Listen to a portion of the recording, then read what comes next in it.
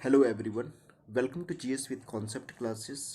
इस वीडियो में हम बीपीएससी के द्वारा जो एक नई वैकेंसी आई है assistant public sanitary and waste management officer की, इसके क्लास को आज हम कंटिन्यू करते हैं।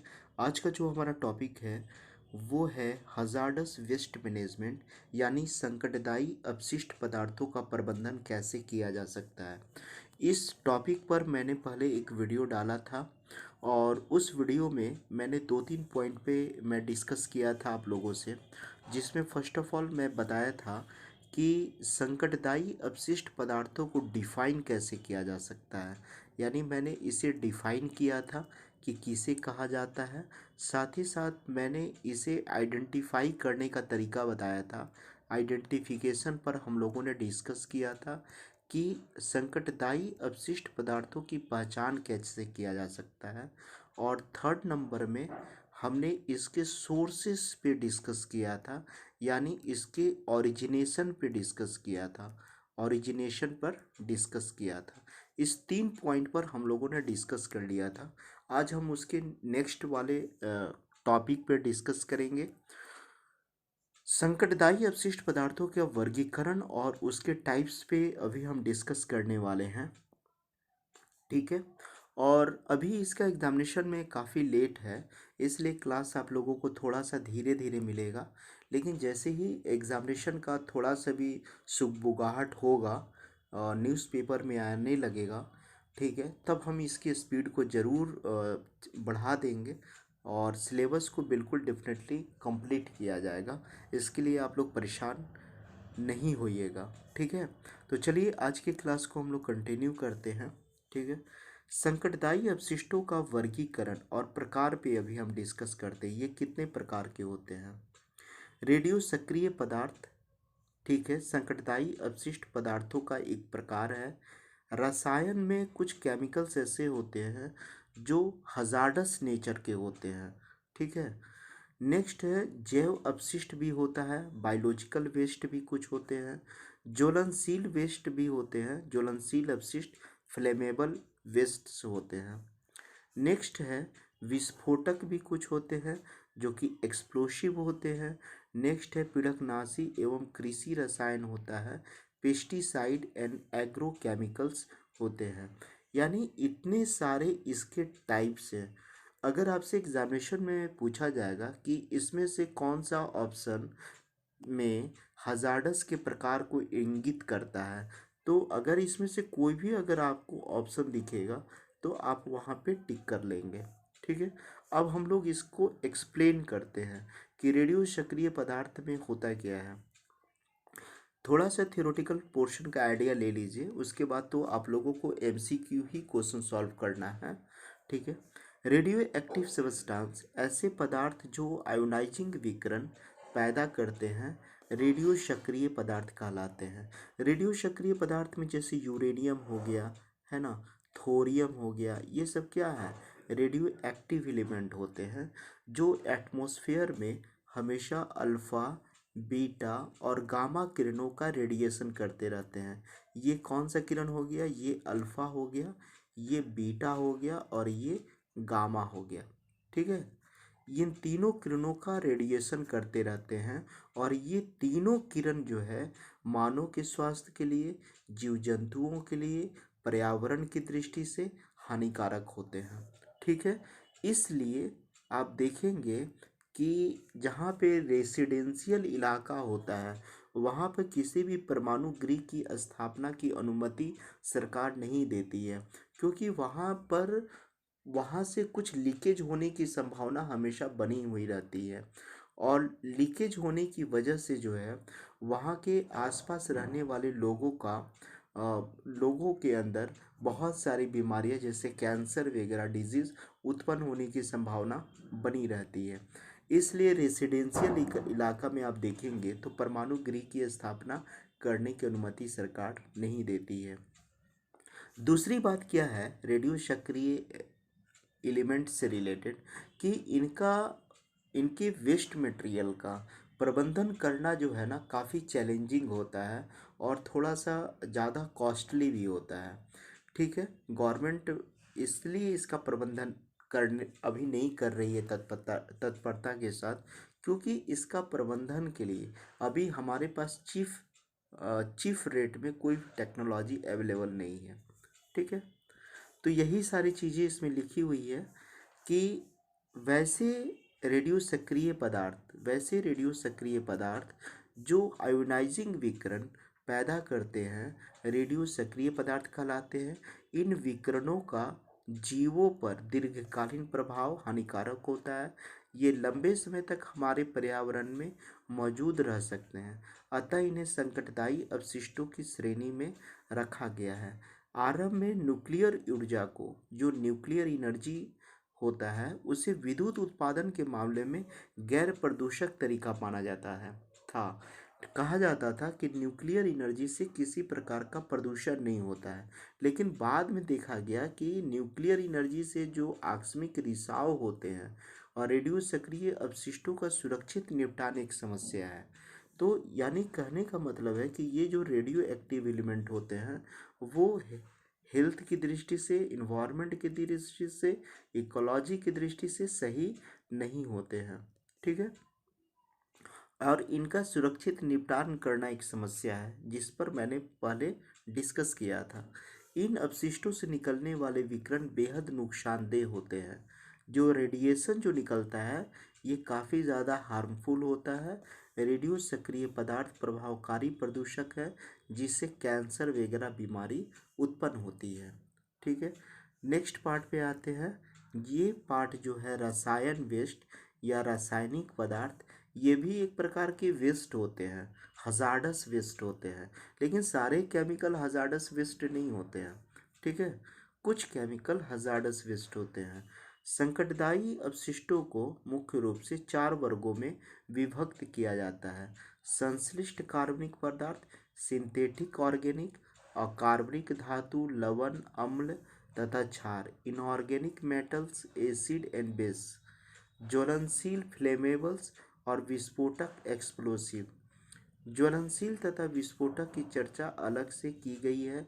ये पदार्थ जब जीव के शरीर में प्रवेश करते हैं तो विषाक्तता पैदा करते हैं।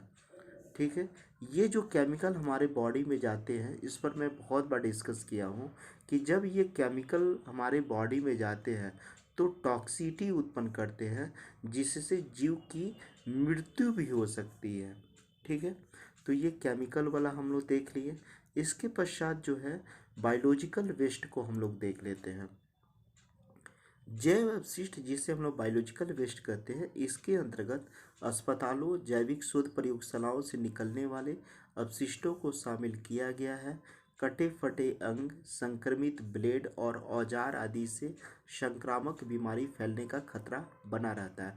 जैसे आप देखेंगे कि लैब या हॉस्पिटल से बहुत सारे ऐसे अपशिष्ट पदार्थ निकलते हैं, जैसे कटे हुए हाथ निकल गए, जिससे डॉक्टर ऑपरेशन करते हैं, वो इंस्ट्रूमेंट बाहर आ जाता है कचड़े के साथ, है ना, पट्टियाँ बाहर आ जाती है।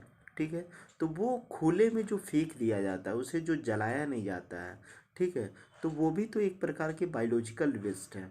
और आप लोगों के सिलेबस में एक हॉस्पिटल का वेस्ट मटेरियल पर भी हम लोग डिस्कस कर रहेंगे।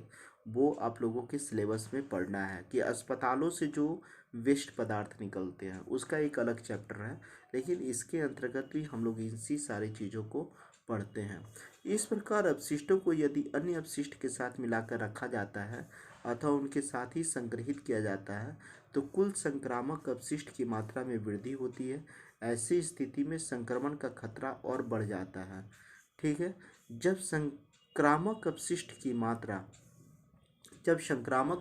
मात्रा में वृद्धि होती है तो अपशिष्ट के उपचार, ट्रीटमेंट और निष्पादन, डिस्पोजल का खर्च भी बढ़ जाता है। जब संक्रामक अपशिष्ट की मात्रा में जो वृद्धि होती है तो अपशिष्ट के उपचार, ट्रीटमेंट और उसके निष्पादन का खर्च भी बढ़ जाता है। नेक्स्ट है ज्वलनशील तथा विस्फोटक अपशिष्ट। हालांकि इस पर हम लोगों ने पहले भी संक्षिप्त में देखा था। ज्वलनशील तथा विस्फोटक अपशिष्ट में औद्योगिक इकाइयां आदि से निकलने वाले अनेक अपशिष्ट साधारण दाब तथा ताप पर प्रज्वलित हो जाते हैं। आप देखिए बहुत सारे ऐसे विस्फोटक पदार्थ होते हैं जो नॉर्मल प्रेशर, ठीक है, नॉर्मल प्रेशर, ठीक है, और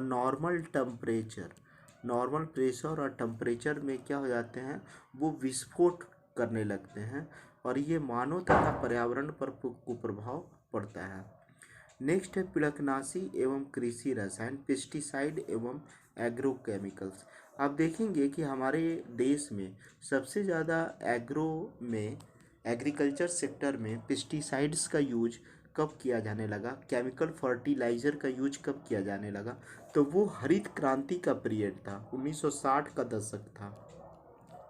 1960 के दशक में हरित क्रांति हमारे देश में आया और हरित क्रांति में क्या हुआ कि भारी पैमाने पर रासायनिक उर्वरकों का, रासायनिक पिड़कनाशी पदार्थों का छिड़काव किया गया, यूज किया गया, जिसके कारण जो धरती की जो अपनी उर्वरा शक्ति थी, फर्टिलाइज़र पावर था, वो धीरे धीरे खराब हो गया, पृथ्वी बंजर होती गई। ठीक है, पृथ्वी में, भूमि में जो प्रोडक्टिविटी थी, उत्पादन करने की जो कैपेसिटी थी, वो धीरे धीरे नगण्य होता गया रासायनिक उर्वरकों के प्रयोग करने से। क्योंकि होता क्या है कि जब आप रासायनिक पदार्थों का प्रयोग करते हैं तो बहुत सारे ऐसे अलक्ष्य जीव नॉन टारगेटेड ऑर्गेनिज्म जो होते हैं, उन वो भी डेथ करने लगते हैं, उनकी भी मृत्यु हो जाती है, लेकिन वो मृदा के लिए इम्पॉर्टेंट होते हैं। ठीक है, मृदा के लिए इम्पॉर्टेंट होते हैं। जैसे कि आप देखिएगा कि ज़मीन के अंदर केचुआ होता है। केचुआ क्या करता है कि पृथ्वी पृथ्वी का जो अपना जो वो फर्टिलाइज़र पावर है, उर्वरक पावर है, उसको मेंटेनेंस करता है। जैसे कि आप दलहन के पौधे में राइजोबियम बैक्टीरिया पाया जाता है, ठीक है, दलहन की जड़ों में, तो वो भी नाइट्रोजन स्थिरीकरण करने का काम करता है। लेकिन जब हम पेस्टिसाइड्स का यूज करते हैं, केमिकल फर्टिलाइज़र का यूज करते हैं, तो कहीं ना कहीं वैसे जीव भी वैसे ऑर्गेनिज्म भी चपेट में आ जाते हैं।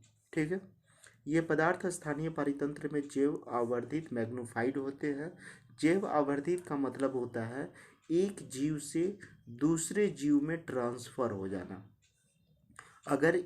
अगर ये जीव अगर इफेक्टेड हो गया बुरे तरीके से, तो इसका इफेक्ट इसमें भी हो जाएगा वंशानुगत तरीके से।